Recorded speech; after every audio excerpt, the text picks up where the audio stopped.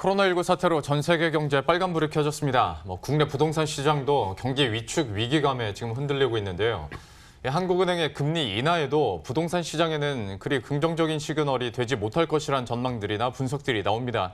이 요동치는 부동산 시장과 관련해서 오늘 이지한 기자 그리고 명지대학교 부동산대학원 권대중 교수와 함께 관련 내용 분석해보도록 하겠습니다. 두 분 어서 오십시오. 안녕하세요. 안녕하세요. 네. 교수님 특히 오랜만에 뵙습니다. 네, 오랜만입니다. 예. 코로나19 때문에 주식 시장도 크게 흔들리다 보니까 상대적으로 부동산 시장 이야기를 요즘에 많이는 못하다가 다시 한번 통화 정책의 변화가 있다 보니 좀 부동산 시장 앞으로의 전망 어떻게 될지 많은 분들이 궁금해하실 것 같은데 관련해서 네. 질문들이 많이 있습니다. 계속 네. 여쭤보도록 하겠고 네. 현재 상황부터 한번 정리해 보도록 하죠. 지금 강남권 집값 변화는 좀 어떻게 나타나고 있습니까? 네, 최근 들어 강남 4구 아파트 가격이 1년 만에 동반 하락하고 있습니다. 부동산 114에 따르면요, 지난주 강남 4구 아파트 매매 가격이 지난해 3월 22일 이후에 1년 만에 모두 하락한 것을 보여줬습니다. 강동구 아파트 값이 0.06%, 서초구 0.02%, 또 강남과 송파구가 각각 0.01% 하락한 것으로 조사됐습니다. 서울 전체 아파트 매매 가격은 전주보다 0.04% 상승했는데 이는 2주 연속 상승폭이 굉장히 둔화되고 있는 모습을 보여주고 있습니다. 지난해 급격하게 상승을 했던 강남 아파트를 중심으로 급매물도 나오고 있는데요. 실제 지난 6일 송파구 잠실 리센츠 전용 면적 84제곱미터는 3개월 만에 5억 원이나 빠진 16억 원에 거래되기도 했습니다. 예.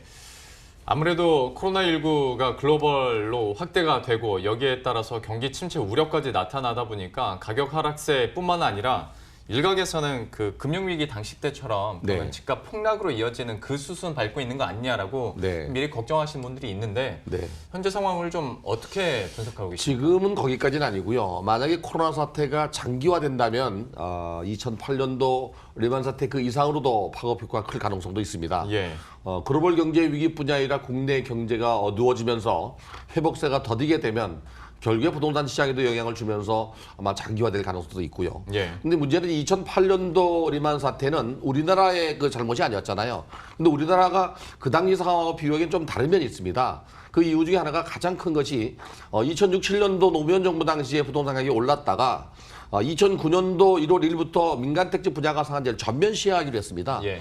그래서 당시에는 2007년도, 8년도에 모든 건설사들이 밀어내기 식으로 공급 물량을 늘렸습니다. 그래서 2009년도 1월달 미분양 주택이 16만 6천 세대가 넘었습니다. 네.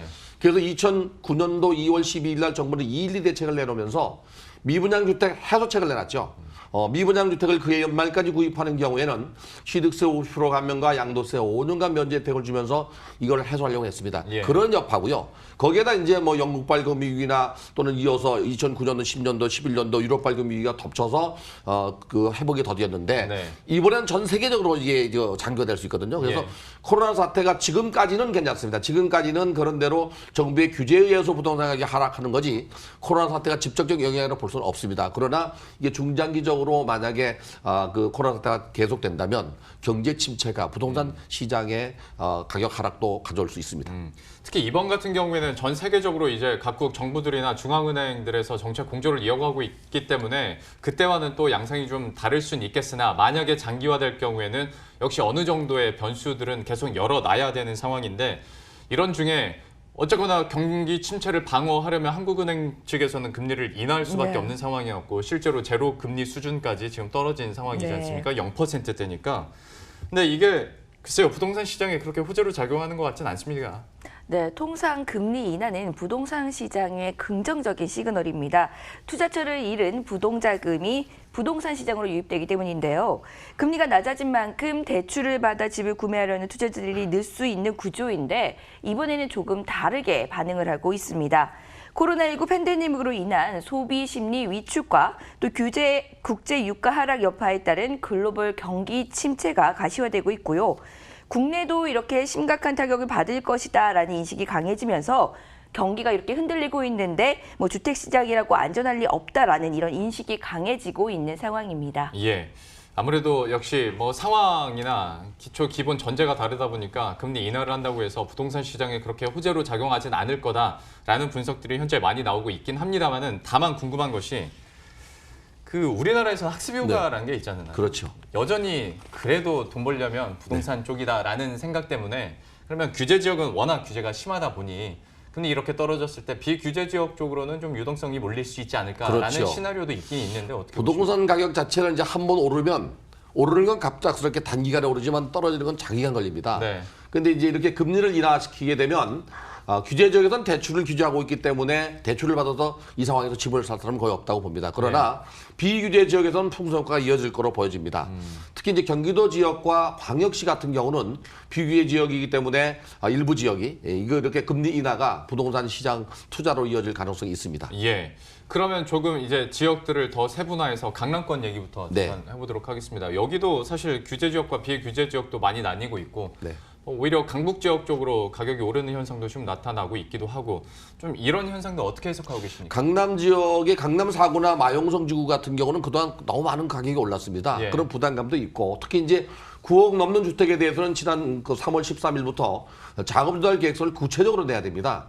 이게 어떻게 보면은 뭐 주택거래 허가 제도와도 유사한 그렇게 철저하게 하기 때문에 그런 주택들이 많이 배치되어 있는 강남 4구나 마용성 지구는 아마도 이번 금리 인하하고는 전혀 뭐 관계없이 그 가격이 움직일 거라고 보여집니다. 그러나 9억 원 이하 주택이 많이 있는 강북 지역, 노동강 지역, 노원구라든지 강북구나 성북구 이런 지역 같은 경우는 상대적으로 가격이 낮았기 때문에 이참에 대출도 40%까지 가능합니다. 네. 그래서 저금리의 주택을 구매에 나서는 사람도 없지 않아 있을 거라고 보여서 양극화가 벌어지지 않겠다는 생각이 듭니다. 그러면 비슷한 맥락에서 다시 한번 질문을 드리도록 할 텐데 다주택자를 제외하고 만약에 진짜 실수요자들이 있지 않습니까? 네. 그 사람들은 그러면 진짜 좀 기회로 봐야 될 거예요. 어떻게 판단하십니까? 사실은 지금 글로벌 경제 위기뿐이 아니라 국내 경제가 계속적으로 침체된다면 예. 좀 기다려올 필요가 있습니다. 집값이 하락하는 조짐을 보이고 있기 때문에 매수에 나설 필요는 없다고 보는데 조급한 마음에 이제 대출이 저금리이기 때문에 대출을 받아서 집을 살 사람도 없지 않아 있을 수 있어요. 예. 그러나 지금 당분간 아마 소강 상태가 이어지지 않겠나. 서울 수도권 지역 같은 경우는 3억 원이 넘는 경우에 자금 조달 계획서를 내야 되고요. 그 이외에는 6억 원이 넘어도 자금 조달 계획서는 내야 됩니다. 예. 단지 9억 원이 넘는 주택은 구체적 그 자료를 증빙 자료를 내야 되는데 그런 것들이 아마 매수자 입장에서 부담감으로 돌아온다면 주택에 선뜻 나서지 않는다면 좀 기다리고 관망세로 돌아서는 게 좋지 않을까 하는 생각이 듭니다. 그러니까 코로나19로 인한 어떤 경기 위기에 대한 그 흐름들도 한번 지켜봐야 되고 회복이 되는 것도 좀 더 시기를 두고 지켜봐야 된다는 얘기인 것 같습니다. 그렇죠. 특히 이제 그 자영업자가 어렵게 되면은 예. 자기 집을 팔려고 내놓을 수도 있고요. 네. 이렇게 이제 전월세 가격이 오히려 상가 부분에서는 떨어질 수 있거든요. 예. 주택은 또 다르지만 이렇게 이제 월세를 못 내게 되면 부동산 가격도 하락할 수가 있어요. 이 전반적으로 부동산 시장에 주는 영향이 있기 때문에 이참엔 조금 대기 수요로 남는 것도 바람직하다고 보여집니다. 네. 아직까지는 부동산 시장에서 그러니까 어느 정도 돈이나 부동산을 꽁꽁 싸매고 있는 상황이긴 한데 만약에 여기에 상황이 더 안 좋아지게 되면 매물들이 또 쏟아질 수 있는 가능성도 있기 때문에 좀 시간을 두고 지켜보자라고 얘기를 해주셨는데요. 전세 시장 흐름도 좀 보도록 하겠습니다. 지금 매매 시장과 전세 시장의 온도차도 좀 달리 가고 있고 지금 상황이 어느 정도입니까? 네, 전세 시장은 코로나19 영향으로 좀 이동이 어려운 상황인데도 그렇죠. 불구하고 예. 전세 시장은 좀 인기를 얻고 있는 상황입니다. 지난주 서울 전세 가격이 0.05% 상승을 했고요. 신도시와 경기, 인천은 각각 0.01%, 0.03% 올랐습니다. 코로나19 영향으로 세입자들이 이사를 가기를 좀 꺼려하면서 높아진 전세 가격에도 재계약에 나설 가능성이 커지고 있습니다. 또 여기에 기준금리 인하로 인해서 이자 수익도 낮아졌고요. 또 임대인들은 전세금을 이자 수익이 낮아진 만큼 임대인들은 전세금을 올리거나 혹은 월세로 전환하려는 경우가 많아질 것으로 전망되고 있습니다. 또 무주택자들은 보다 낮은 금리로 전세 대출을 받을 수 있어서 전세를 찾는 수요가 늘게 되는 구조인데 결국 수요에 비해서 전세 공급이 적을 수밖에 없는 상황이 되면서 전세 난이 우려되고 있는 상황입니다. 예. 교수님께도 전세 시장에 대한 네. 전망들 한번 여쭤보도록 하겠습니다. 사실 제 개인적으로는 매매 시장보다 전세 시장이 조금 더 감이 잘 안 옵니다. 네. 왜냐하면 고려할 것도 좀 많아질 뿐더러 네. 지금 통화정책도 통화정책이지만 코로나19 때문에 사람들이 집을 보러 안 다니니까 네. 이것도 좀 문제인 것 같고 그렇게 전세 매물이 저도 찾아보면 네. 없더라고요. 이게 그 지역별 차별화가 생길 수 있는데요. 전월세 가격이 올라가게 되면 수익률이 올라가기 때문에 부동산 가격이 올라갑니다. 네. 근데 지금까지는 전월세 가격은 안정화됐었고요. 부동산 가격이 먼저 올라갔죠. 그러다 보니까 전월세 가격이 매매 가격을 쫓아가는 수익을 맞춰가는 식으로 상승하고 있었습니다. 예. 근데 이 코로나 여파로 이제 대면을 안 하잖아요. 사람을 안 만나다 그렇죠. 보니까 네. 수요가 줄어드는데 문제는 이제 국토부가 민간택지 분양가 상한제를 만약에 연기한다면 그 사이에 재건축 재개발이 진행되는 단지들이 2주 수요가 늘어날 수 있어요. 이래 되면 이제 전세 가격이 강세를 보일 수가 있고요. 네. 현재는 강세를 보이고 있습니다.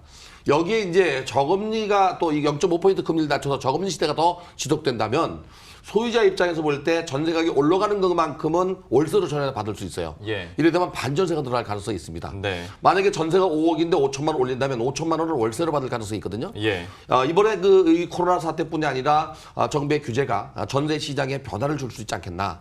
그래서 당분간은 전세 시장이 좀 강세를 보이겠지만 결국에는 이동을 덜하게 되면 네. 전세 가격이 보합세로 유지되면서 반전세가 늘어날 가능성이 있다. 이렇게 예측할 수가 있습니다. 아, 요새 반전세 얘기도 많이 하던데 네. 실제로 이쪽으로도 좀 늘어날 수 있겠다라고 전망을 해주셨고 한 가지만 더 추가로 좀 여쭤보도록 하겠습니다.